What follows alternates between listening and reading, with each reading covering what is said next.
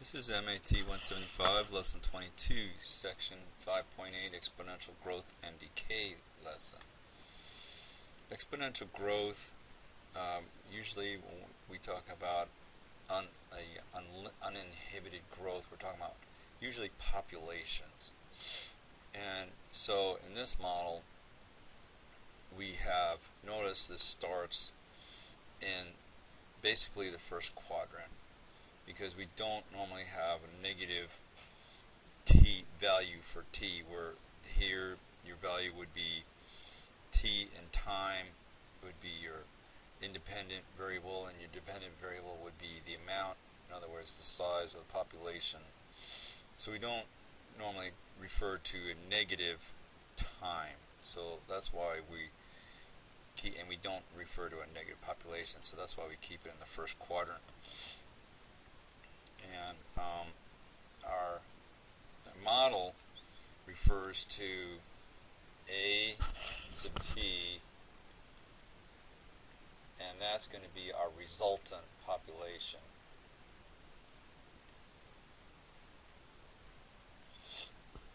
And A sub O, that's our initial population. K refers to our growth rate.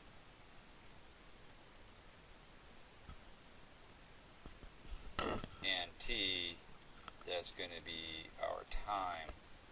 Now, unlike the last lesson where we got into financial models, this time can be in either seconds, minutes, hours,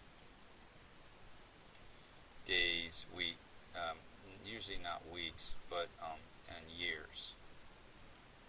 So you have to look at your initial time, what that's given, and that's what the model is going to refer to. And notice this is k is greater than 0, that's going to be growth. Here, when we're talking about here, k is going to be negative. And normally we refer to this model when we're talking about exponential decay, such as radioactive material. And we'll get into that later, a little bit later on in the lesson. Alright, and so another way that this could be looked at is not only A, but n sub t equals n sub O, E, K, and T, where n sub O is the initial number of cells and positive constant.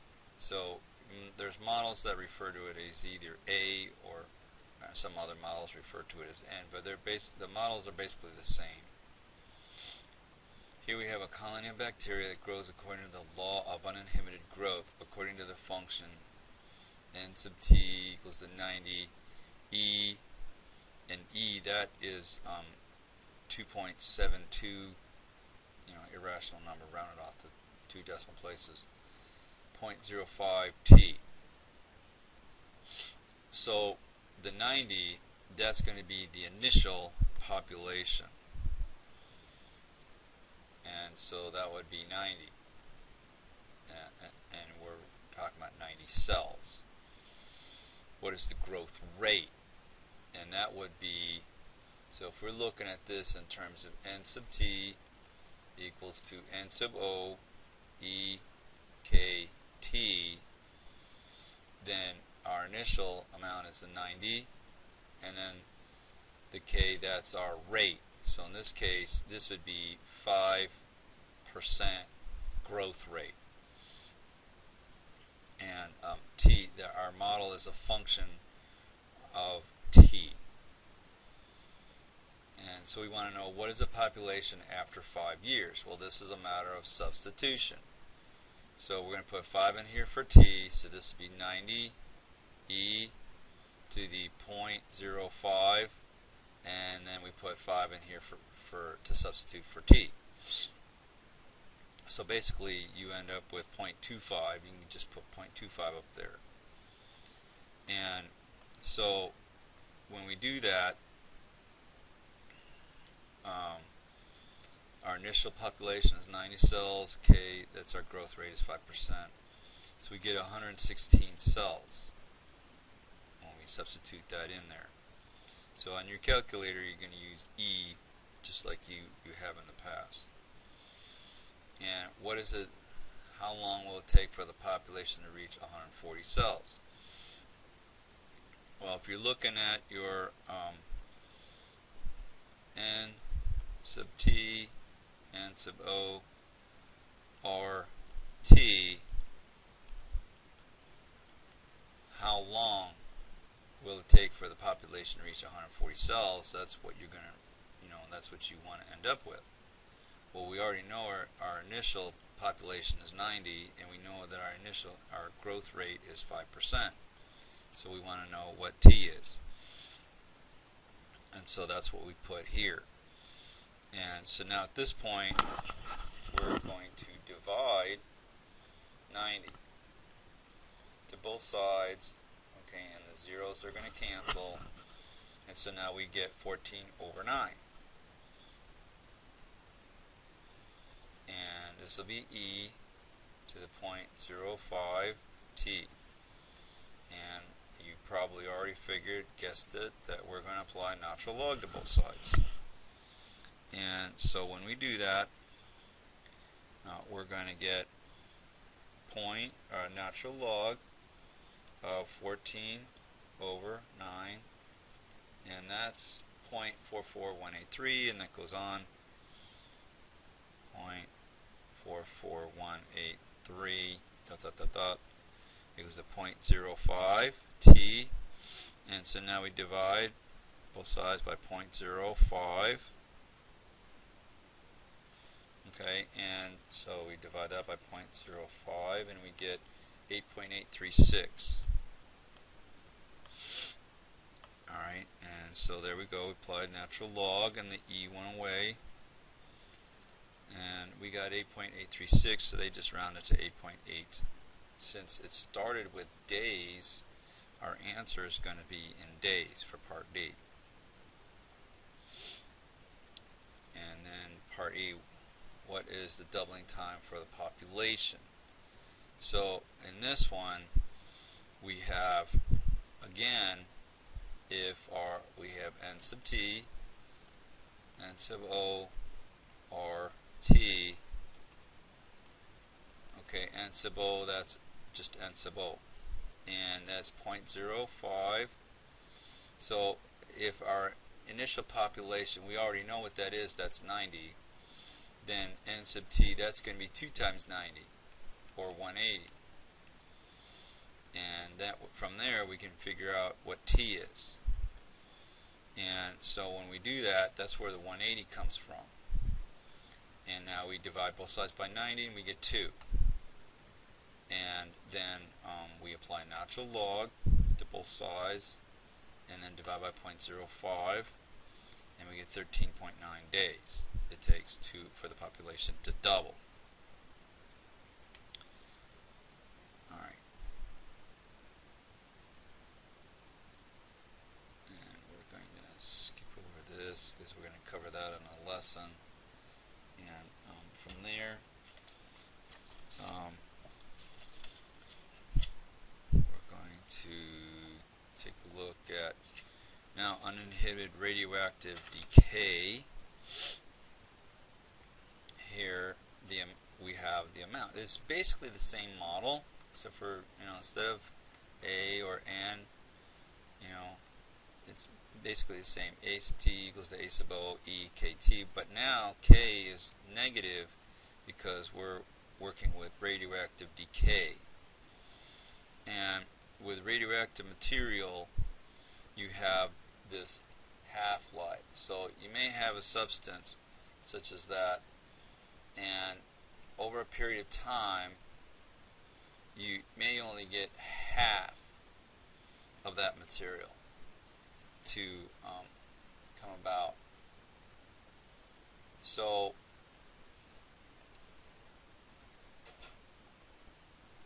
try this over again. Here we have a substance of radioactive material. and let's say that is 10 grams. So half-life over a certain amount of time is now only going to be 5 grams. And then another half period of time goes by, and now you only have 2.5 grams. And so as time goes on, it continues to, decay to where there's only half of the material left. So in this point, your A sub O, that's still going to be the initial amount of radioactive material. The K, that's going to be your decay rate, and then T is going to be your time. And again, that can be in years, days, months, minutes, seconds, hours. It all depends on what's given in the initial problem. And so let's say we have this problem here. We have a half-life of a substance is 15 years. So if we were to put 1/2 of A sub O equals to A sub O E, and we don't know what K is, and then here's 15. Well, if we divide A sub O to both sides, we get 1/2 E K to 15, and so we apply natural log to both sides. We get natural log of 1/2 equals to 15K. And so the natural log of 1/2, that's a negative 0.693147. Well, we can break this down into, if we know what the half-life is and we're trying to find the decay rate, you always use natural log 0.5 over the half-life. So this becomes a useful formula for us, and so we want to keep that. And whenever we work on this, we figure out what our half-life is, or we have our half-life and we want to find our decay rate. You go ahead and store that in the X, and then it's a lot easier to use that from that point. Alright, so if we have, let's say we have polonium-210 has a half-life of 140 days. Suppose a sample of this substance has a mass of 300 milligrams. So at this point, we want to go ahead and find what K is. And so this will be natural log of 0.5 over, and then we found that our half-life is 140 days. So from that, we put in a natural log 0.5, and then we divide that by 140. And we get a negative, and your decay rate's always going to be a negative 0.00495 ... and it continues. Well, we're going to store that into X. Okay, so this is going to go into X. Alright, so that's our decay rate. Okay, so we found that to be approximately negative 0.00495. And so if we had to write that as a percentage, this would be 0.495%. But usually the decay rate, they leave it as a decimal, because we're going to need that as a decimal in our problem. How much is left after 1 year?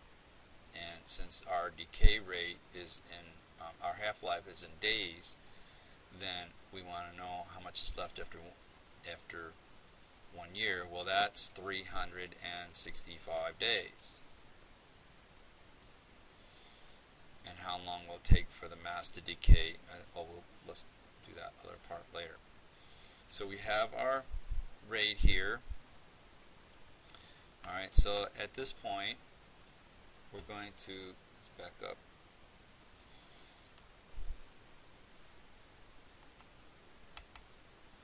Take a look at this, and from here, we're going to use the model n sub t equals to n sub o e k T,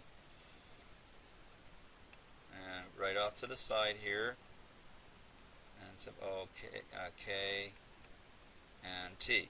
And we're looking at part B. So how much is left after 1 year? So we want to know how much is left. Well, we know our initial amount is 300 milligrams.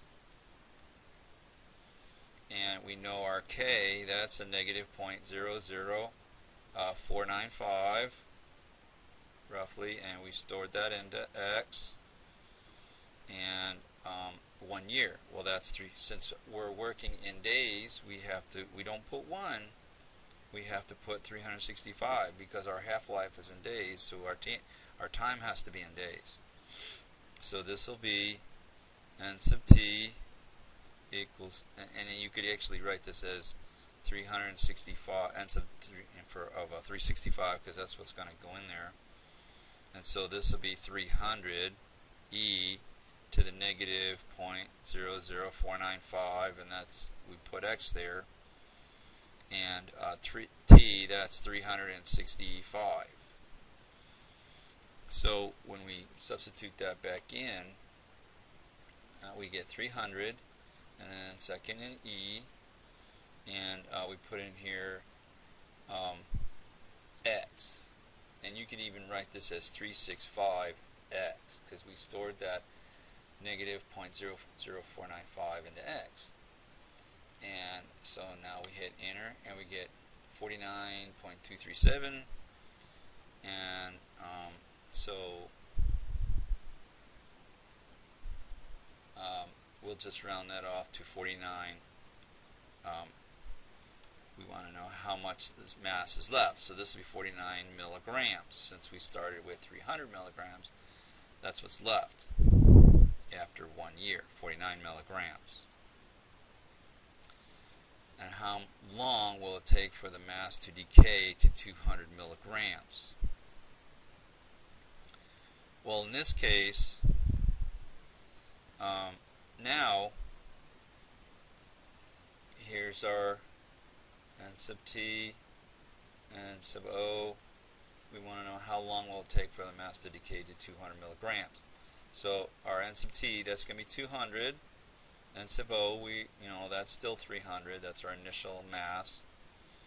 And our K, that's still the same, negative 0.00495. That hasn't changed, and that's still in X. But this time we want to know how long will it take for that. So this will be 200 equals to 300. E to the negative 0.00495 T. Alright, now at this point we're going to go ahead and divide both sides. We have to isolate that E, so we got to divide both sides by 300, and so now we get 2 over 3 equals to E, negative 0.00495 T. And now what do you think we're going to do at this point? And you should have said that we are going to apply natural log to both sides. And so when we do that, we have natural log of 2 over 3. So let's see, that'll be natural log 2 divided by 3, and we get negative 0.405, negative 0.4054 equals to negative 0.00495 T. And then we divide both sides by negative 0.00495. And since we know that is stored into X,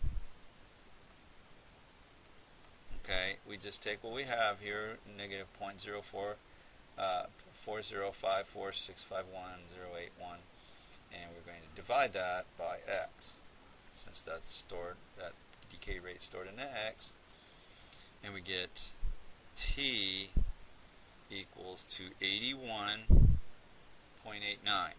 So we could even, depending on what they want to round that off to, let's say they want to round it off to the nearest,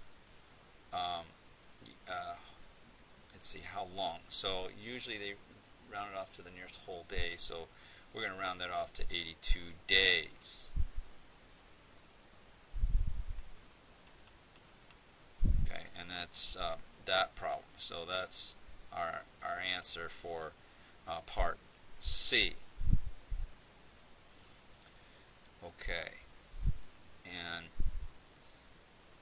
from there, that takes care of, that's all we're going to discuss for now on this video.